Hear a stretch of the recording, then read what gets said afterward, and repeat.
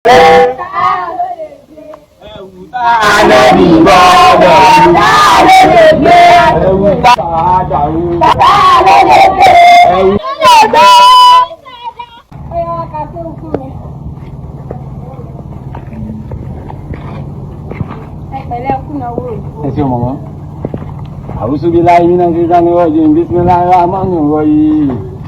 Alhamdulillah. Maliki yawmiddin. Iyyaka na'budu wa iyyaka nasta'in. Ihdinas siratal mustaqim. Siratal ladzina Alif Lam Mim Salih.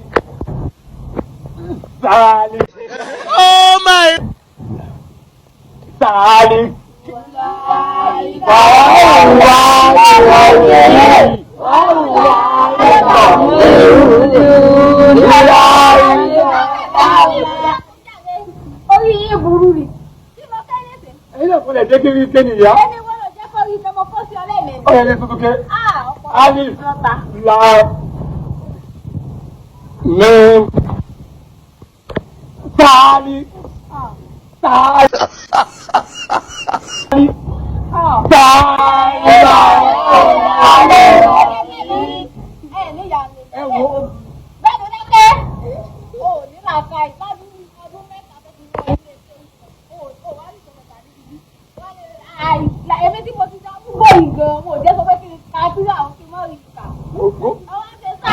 Kò sẹ́ni tó níwájú tó ń ké.